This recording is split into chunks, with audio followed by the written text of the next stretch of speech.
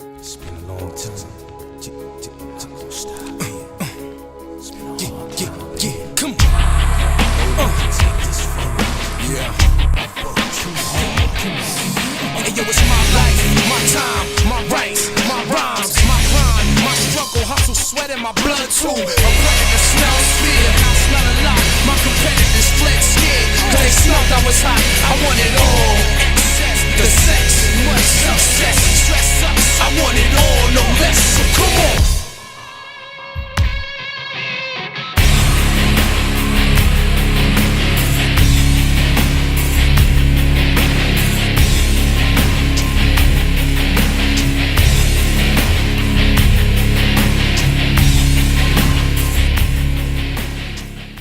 What up? It's your boy T-Bird and Reaction. About to do some wrestling reaction. Possibly Wrestling Wednesday or come out tomorrow. Depends on what I release. Anyway, we'll kick things off with a news video from Pllana. It's called WWE in 2025. So it's some prediction that Pllana has for WWE, what's going to happen in WWE in 2025. So without further ado, I know one of them is being seen as possible retirement. But anyway, let's get it. These are 13 predictions for WWE in 2025. The first one is about WWE's move on Netflix. As we know, Raw is moving to Netflix in January, and my first prediction is that the first episode of Raw on Netflix will have a total of 20 or 30 million viewers. I say this because it's going to be international. We'll get the data from all the viewers around the world. Netflix almost has 300 million active subscribers. This is 4 times more than the amount of people who have the USA Network. On top of that, I predict that it will be a very special episode of Raw with tons of big-time matches and moments that we'll never forget. It's an extremely important night for WWE. Netflix is already asking to have Roman Reigns, CM I did hear about and that. Cody Rhodes on the brand. I'm not sure they'll get all those names, but I do think that they'll have them for the first episode of Netflix. The Rock will probably be there as well. It's going to be the biggest episode of Raw in the history of the company. And after the first week is all said and done, the total views will come out to 35 or 40 million views with people watching later in the week or just watching on a replay. The next prediction is about Cody Rhodes and his WWE Championship. I don't think he's going to be the champion walking into WrestleMania 41.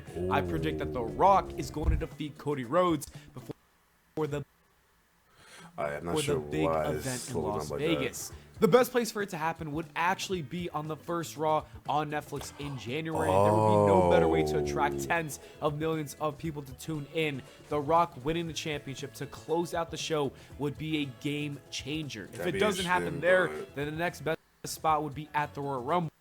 Regardless of where it happens, I have a gut feeling telling me that Dwayne will be the WWE champion for the first few months of 2025.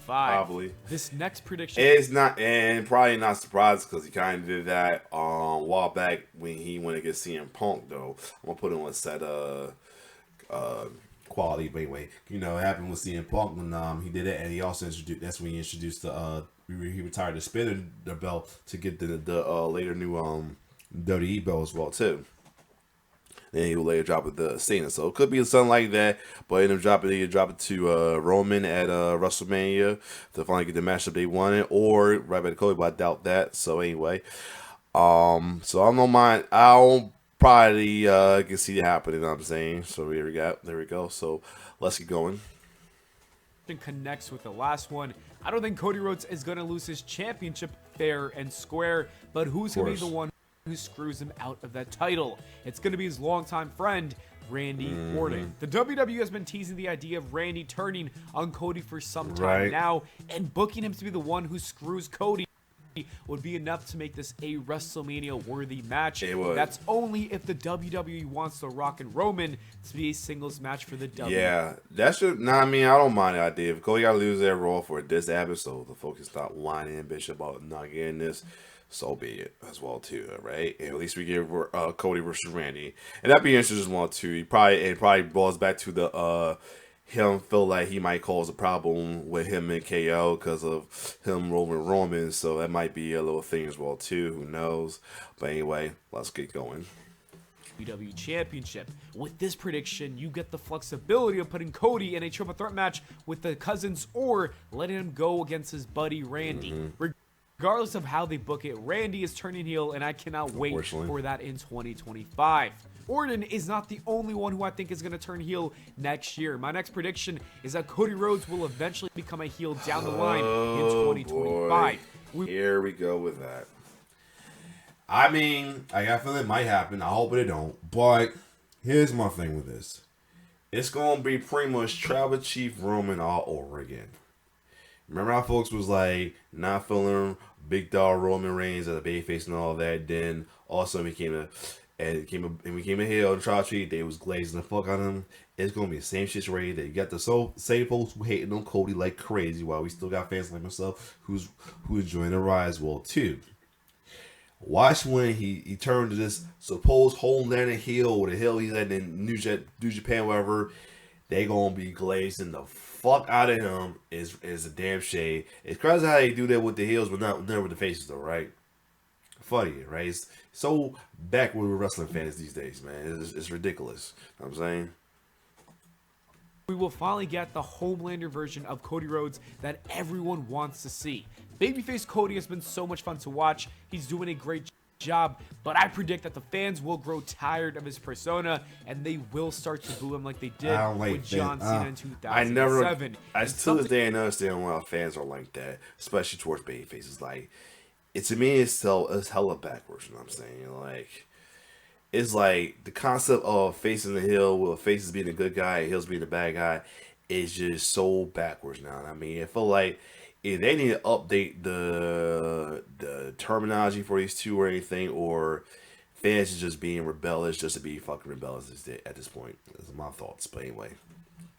Something tells me that Cody's character isn't going to accept that. So, in 2025, we're going to have a version of Cody Rhodes who is hated by the fans, but he's completely delusional and in denial. It's going to be so much fun. I think it could even be the best run of his career if they book this properly. Heel Cody versus Babyface Roman for the third and last time. That'd be interesting, though. I mean, that'd be interesting. That'd be pushing who I root for in that one as well, too. But I mean, ain't like it happened before. I mean, hell, I was rooting for Roman when he was babyface and boo Brock, and then now it was vice versa. I was booing Roman as the heel Tribal Chief, and rooting for Cowboy Brock. So same thing might happen here. Who knows? At WrestleMania 42 will be a big money match. The Rock isn't the only wrestling legend to become a world champion in the WWE for the year of 2025. John Cena is also going to be the champion. He probably won't break that record. He's going to walk into WrestleMania and he's going to face the world heavyweight champion. I'm not sure if that's going to be Gunther or CM Punk. Personally, I actually want to see Punk beat Gunther, and then we can finally have that WrestleMania main event. That'd be pretty awesome. No lie. Anyways, John Cena is either going to pin Gunther or CM Punk, and he's going to break Ric Flair's record and win They're going to probably do it before he retires. And it's going to be a moment that WWE fans will remember forever. If John Cena main evented WrestleMania with Gunther, we could witness my next prediction, and that would be a CM Punk crash out. As we know, he returned to WWE last year, and it shocked the entire world. One of the things Triple H promised him was a WrestleMania main event, and that was going to happen. CM Punk versus Seth Rollins was scheduled to be the main event of the first night of WrestleMania 40 until he got hurt. Many people assume that he was going to get the main event of WrestleMania 41. However, if John Cena takes his main event with Gunther, then CM Punk could crash out like he did with AEW. Remember, The Rock and Roman kind of took his Backlash main event, which I think CM Punk and his Hell in a Cell match deserved. And now he might lose another one, but this time a WrestleMania main event. I hope it does not happen, but there's always a possibility, and that's why the best scenario is CM Punk winning the World Championship from Gunther and then feuding with John Cena going into WrestleMania. On to the next prediction, and we have a return. I think Brock Lesnar will come back to WWE. There's been tons of rumors saying that the Beast will be returning. Then there's been updates saying that that's not the case, and there's no future plans for him until his case and the lawsuit is over. I have a feeling, though, that Brock Lesnar is going to get dropped from the case, and then he'll come back to WWE. Then we're going to get feuds with Brock Lesnar going against Braun Breaker, Bronson Reed, and then Gunther. And I expect a Royal Rumble return for the Beast.